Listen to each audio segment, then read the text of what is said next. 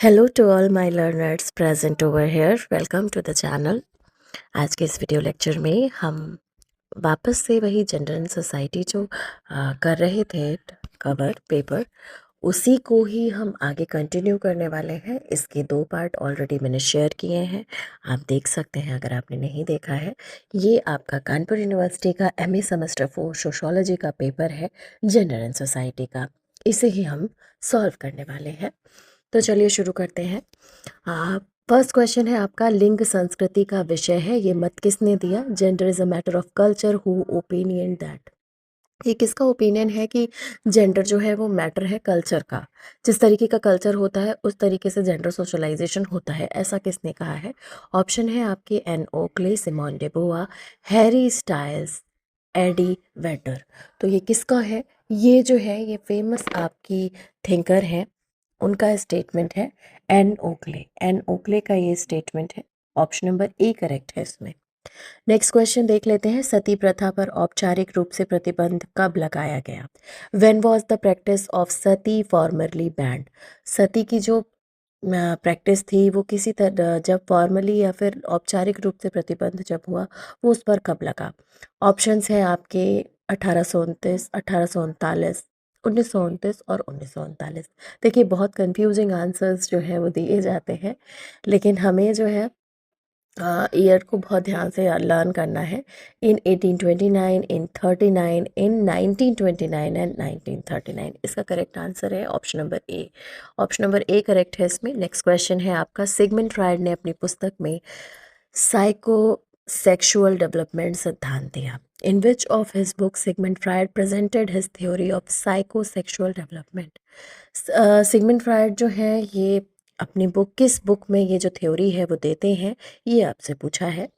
Options हैं आपके, introduction to psycho analysis, the ego and the id, in the interpretation of the dreams, 3 essays on the theory of sexuality. तो इसमें जो correct answer है वो है आपका option number D. Option number D जो है 3 essays on the theory of sexuality, इसमें ये बताते हैं, इसमें डी करेक्ट होगा आपका। नेक्स्ट क्वेश्चन है आपका, विश्व आर्थिक मंच ने लैंगिक असमानता को 4 प्रमुख संकेतकों के आधार पर स्पष्ट किया। ये संकेतक हैं, the world economic forum clarified the condition of gender inequality on the basis of 4 key indicators. These indicators are, वो indicators क्या हैं आपसे पूछा है। Freedom of speech, natural environment, recruitment, equality, equal opportunity, education, health, liberty, equality. Next है आपका economic participation, educational achievement, health and survival, political empowerment, और last है आपका नन ऑफ द अबव। अभिव्यक्ति की स्वतंत्रता, प्राकृतिक वातावरण, भर्ती, समान अवसर, शिक्षा, स्वास्थ्य, स्वतंत्रता और समानता। नेक्स्ट है आर्थिक भागीदारी, शैक्षिक उपलब्धियां, स्वास्थ्य तथा अतिजीवन, राजनीतिक सशक्तिकरण, और है उपयुक्त में से कोई नहीं। तो इसका जो करेक्ट आंसर है वो है आपका economic participation, educational achievement, health and survival, political empowerment. आर्थिक भागीदारी, शैक्षिक उपलब्धि, स्वास्थ्य और अतिजीवन, और राजनीतिक सशक्तिकरण जो है वो लैंगिक असमानता के 4 प्रमुख संकेतक हैं। ऑप्शन नंबर सी करेक्ट है इसमें। नेक्स्ट क्वेश्चन देख लेते हैं, लोग लिंग के अनुसार उचित तरीके से कैसे कार्य करते हैं को समझाने के लिए लिंग प्रदर्शन शब्द किसने गढ़ा? Who coined the term gender display to describe how people act in a gender appropriate manner? Options हैं आपके, Erving Goffman, Ralph Linton, M.E. Olson और जिमरमैन। तो इसमें करेक्ट आंसर क्या होगा आपका? ये जो है ये गॉफमैन का स्टेटमेंट है, लोग लिंग के अनुसार उचित तरीके से कैसे कार्य करते हैं उसके लिए इन्होंने जेंडर डिस्प्ले की थ्योरी दी थी, इरविन गॉफमैन। इसमें करेक्ट है option number A. Next question देख लेते हैं, निम्नलिखित में से सही का चयन कीजिए।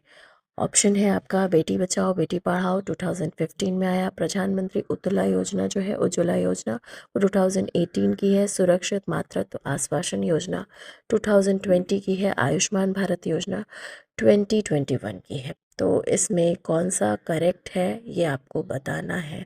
चूज़ करेक्ट, कौन सा ऑप्शन जो है वो करेक्ट है। तो इसमें जो बेटी बचाओ बेटी पढ़ाओ योजना है वो 2015 की है, ये एब्सोल्युटली करेक्ट आंसर है। ऑप्शन नंबर ए जो है वो करेक्ट है। नेक्स्ट क्वेश्चन देख लेते हैं, निम्नलिखित में से कौन सा नारीवादी उत्तर आधुनिकतावादी नहीं है। Which of the following feminist is not a post modernist. इसमें से कौन सा पोस्ट मॉडर्निस्ट नहीं है ये बताना है। ऑप्शन है आपका जुडिथ बटलर, जूलिया क्रिस्टेवा, डोना हरावे और एलिजाबेथ कैंडी स्टैनन। करेक्ट कौन सा है ये बताना है। तो ये इसमें से जो उत्तर आधुनिकतावादी नहीं है ये बताना है। तो ऑप्शन इसमें है आपका जो उत्तर आधुनिकतावादी है वो है जुडिथ बटलर, जूलिया क्रिस्टेवा और डोना हरावे। तो इसमें जो करेक्ट है वो है आपका एलिजाबेथ कैंडी स्टैनन। तो ऑप्शन नंबर डी करेक्ट होगा इस। नेक्स्ट क्वेश्चन है आपका, नारीवाद की किस लहर ने नारीवादी सक्रियता और चर्चा के लिए डिजिटल तकनीकों और इंटरनेट का प्रयोग किया। ऑप्शन है क्वेश्चन है which wave of feminism use digital technologies and the internet for feminist activism and discussion. Option है आपका first wave, second wave, third wave, fourth wave. तो नारीवाद की कौन सी लहर जो है वो डिजिटल तकनीकी के बारे में बात करती है और आपका फेमिनिस्ट एक्टिविज्म के लिए इंटरनेट की बात करती है। तो जाहिर सी बात है फर्स्ट सेकंड थर्ड वेव की बात नहीं है ये आपका ऑप्शन नंबर इसमें लास्ट वाला करेक्ट होगा। फोर्थ वेव में आपकी डिजिटल टेक्नोलॉजी और इंटरनेट की बात की जाती है। ऑप्शन नंबर डी करेक्ट है इसका। नेक्स्ट क्वेश्चन है, भारत में मानवाधिकार संरक्षण अधिनियम किस वर्ष पारित किया गया। In which year the protection of human right acts were pass. Human right acts जो है वो कब पास हुआ था ये आपसे पूछा है। ऑप्शन है आपका 1993, 95, 98, 2000। तो इसमें आपका जो करेक्ट आंसर है 60 का वो है आपका ऑप्शन नंबर ए। ये 1993 की बात है। नेक्स्ट क्वेश्चन है आपका 2006 में हैशटैग मीटू आंदोलन की शुरुआत किसने की। एक जागरूकता अभियान और जो महिलाओं को यौन उत्पीड़न और दुर्व्यवहार के अपने अनुभवों को साझा करने के लिए प्रोत्साहित करता है। Who founded the hashtag me too movement in 2006 awareness companion that encourage women to share their experience of sexual harassment and abuse। तो ये किसने स्टार्ट किया था आपको बताना है। तराना बुर्के, एलिसा मिलना, एंजेला डेविस और माया एंजेलो। तो इसका जो करेक्ट आंसर है वो क्या है। तो इसका करेक्ट आंसर है आपका तराना Burke. Option number A correct है इसमें। नेक्स्ट क्वेश्चन है, उस योजना का नाम बताइए जिसके अंतर्गत गरीबी रेखा से नीचे की महिलाओं को निशुल्क रसोई गैस कलेक्शन जो है वो उपलब्ध कराए गए। Name of the scheme under which free LPG connection are made available to women below poverty line. जो भी गरीबी रेखा से नीचे रहने वाली महिलाएं थीं उनको किस योजना में प्रधानमंत्री ने जो है निशुल्क गैस कनेक्शन दिए हैं। ऑप्शन है आपका प्रधानमंत्री आयुष्मान योजना, प्रधानमंत्री स्वाभिमान योजना, प्रधानमंत्री समर्थ योजना और प्रधानमंत्री उज्ज्वला योजना। तो आप सभी जानते हैं कि ये जो है ये आपकी उज्ज्वला स्कीम जो है ये फ्री गैस सिलेंडर को प्रमोट करने की बात करती है। और इसमें प्रधानमंत्री ने जो आपके अभी रिसेंटली प्रधानमंत्री हैं नरेंद्र मोदी जी, इन्होंने एलपीजी कनेक्शन जो हैं फ्री गैस कनेक्शन जो है वो दिए, फ्री गैस आपको दी गई। तो ये प्रधानमंत्री उज्ज्वला योजना है। ऑप्शन नंबर डी करेक्ट है इसमें। नेक्स्ट क्वेश्चन है, लिंग आधारित समाजीकरण का तात्पर्य है वह प्रक्रिया जिसके द्वारा व्यक्ति अपने जैविकीय लिंग के बारे में सीखते हैं। Gender based socialisation refers to the process by which individual learn about their biological sex वह प्रक्रिया जिसके द्वारा व्यक्ति अपने लिंग से जुड़े सामाजिक मूल्यों और मानदंडों को सीखते हैं। The process by which individual learn societal expectation and norms associated with their gender. वह प्रक्रिया जिसके द्वारा व्यक्ति स्वतंत्र रूप से अपनी लिंग पहचान चुनते हैं। The process by which individual choose their gender identity freely. और लास्ट है आपका वह प्रक्रिया जिसके द्वारा व्यक्तियों का जन्म के समय लिंग निर्धारित होता है। The process by which individual are assigned a gender at birth. तो इसमें कौन सा जो है वो जेंडर सोशलाइजेशन की बात करता है वो आपको बताना है। तो इसमें अगर आप थोड़ा सा एनालाइज करें तो आप समझ पाएंगे कि वह प्रक्रिया जिसके द्वारा जो व्यक्ति है वो अपने लिंग से जुड़े सामाजिक मूल्यों और मानदंडों को सीखते हैं। जो ये एक प्रोसेस है जेंडर सोशलाइजेशन, जिसमें एक जो पर्टिकुलर इंडिविजुअल है वो जो भी सोसाइटी उससे एक्सपेक्ट करती है जो नॉर्म्स जैसा बिहेव करने के लिए, वो लोग जेंडर सोशलाइजेशन के अंदर सीखते हैं। ऑप्शन नंबर बी करेक्ट है इसमें। और जेंडर सोशलाइजेशन का डिटेल लेक्चर आपको चैनल पर मिल जाएगा, अगर आपने नहीं देखा है तो आप वहां से उसे देख सकते हैं। नेक्स्ट क्वेश्चन है, भारतीय महिला संघ की स्थापना किसने की? Who founded the Indian women association? Option है आपके एनी बेसेंट, मार्गरेट क्रॉसन और सरोजनी नायडू और उपर्युक्त सभी। तो इसमें करेक्ट आंसर क्या होगा? तो इंडियन वुमेन एसोसिएशन जो है वो, इससे ये सारे ही एसोसिएटेड हैं।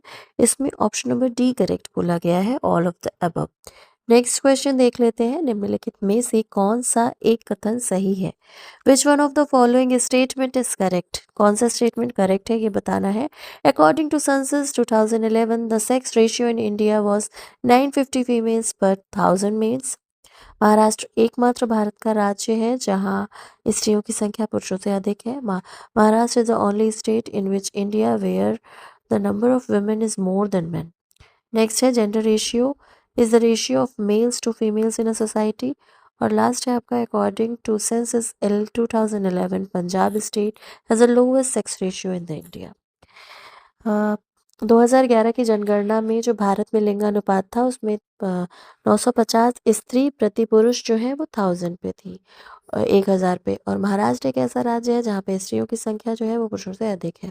फिर है आपका किसी समाज में पुरुषों और महिलाओं का जो अनुपात है उसे ही लिंगानुपात कहते हैं। और लास्ट है आपका, 2011 की जनगणना है उसके अनुसार जो भारत है उसमें पंजाब राज्य जो है उसमें सबसे कम लिंगानुपात है। तो इसमें करेक्ट आंसर आप जानते हैं कि जो किसी भी समाज में पुरुषों और महिलाओं का जो अनुपात है उसे सेक्स रेशियो कहते हैं। तो ये जो gender ratio is the ratio of males to females in a society, correct होगा ऑप्शन नंबर सी। इसका ऑप्शन नंबर सी करेक्ट होगा। नेक्स्ट क्वेश्चन देख लेते हैं, थ्योराइजिंग पैट्रियार्की किताब किसके द्वारा लिखी गई? The book theorizing patriarchy is written by whom? Option है आपका Gerda Lerner, Sylvia Walby, Kate Millett और जूलियन स्टीवर्ट। तो इसमें करेक्ट आंसर जो है वो क्या है?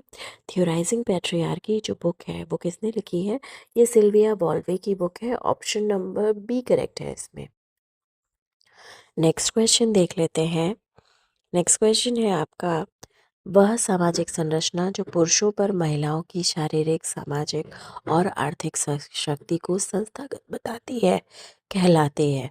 The social structure that institutionalise male physical, social and economic power over women is known as gender discrimination, patriarchy, gender role, masculinity.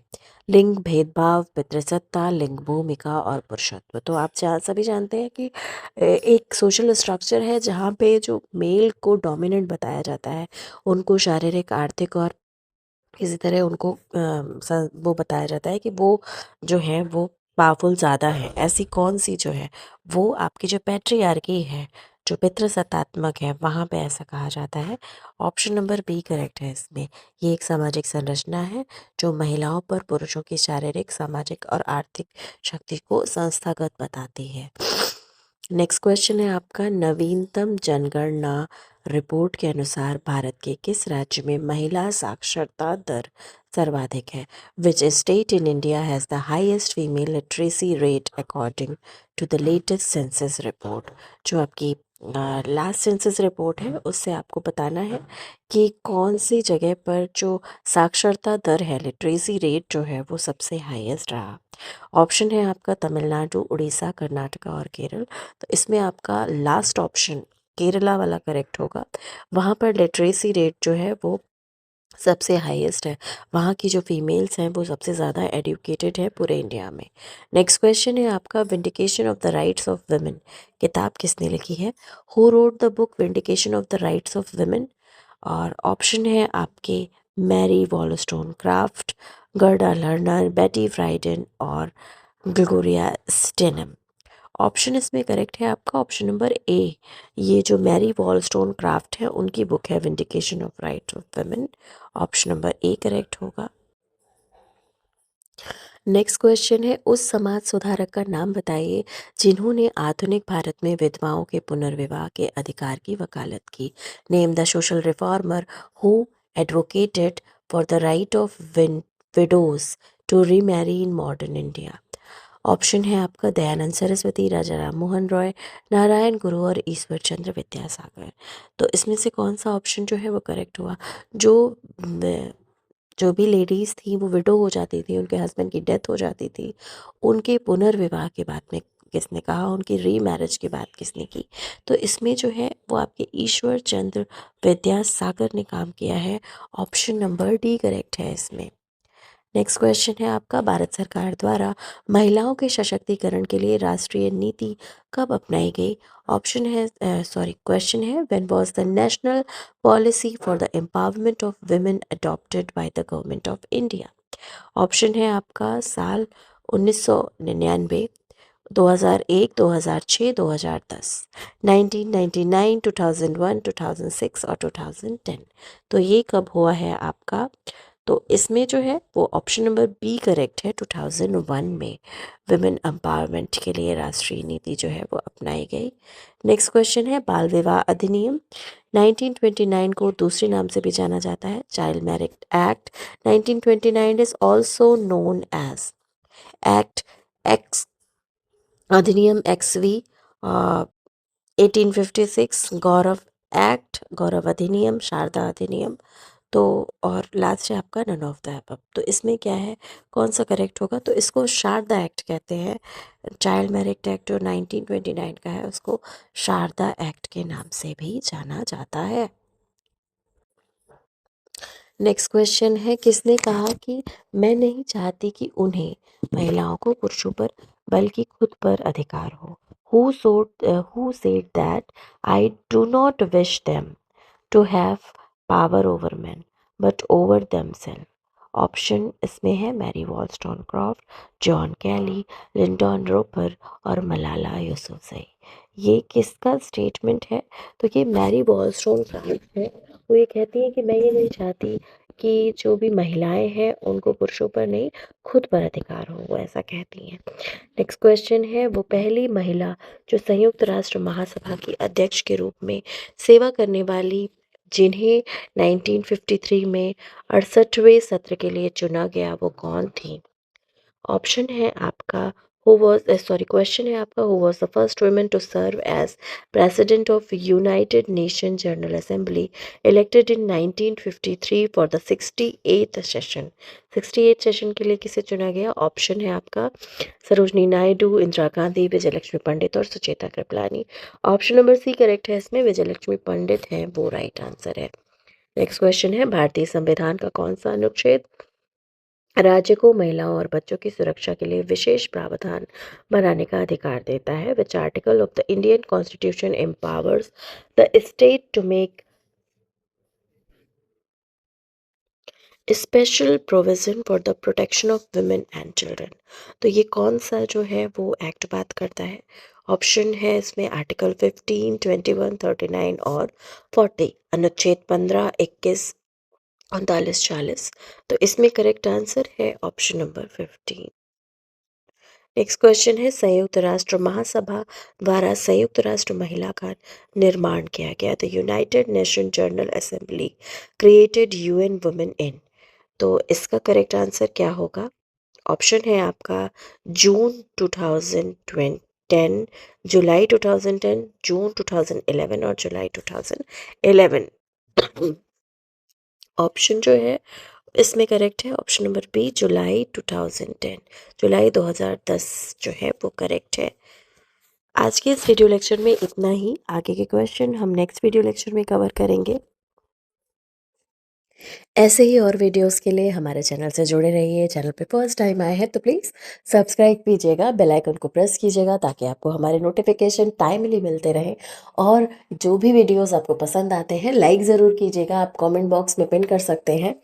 कोई भी क्वेरी है आपकी तो, और अपने फ्रेंड्स के साथ ज़रूर से शेयर कीजिएगा ताकि उनकी भी हेल्प हो सके और वो भी अपने एग्ज़ाम के लिए अच्छे से प्रिपेयर कर सके। All the very best to all of you for your exam. और अगर आप सोशियोलॉजी के किसी भी एग्ज़ाम के लिए प्रिपेयर कर रहे हैं तो ये जो चैनल है ये आपके लिए बहुत हेल्पफुल है। इसके जो क्वेश्चन हैं ये PYQ है और ये कई बार जो है क्वेश्चंस रिपीट होते हैं। इसके अलावा आप ऑप्शन से कैसे और क्वेश्चन को प्रिपेयर कर सकते हैं वो भी मैंने आपको बताया है। तो आई होप वीडियो लेक्चर आपके लिए हेल्पफुल रहा होगा। Keep learning, keep watching and keep sharing. Thank you so much for watching.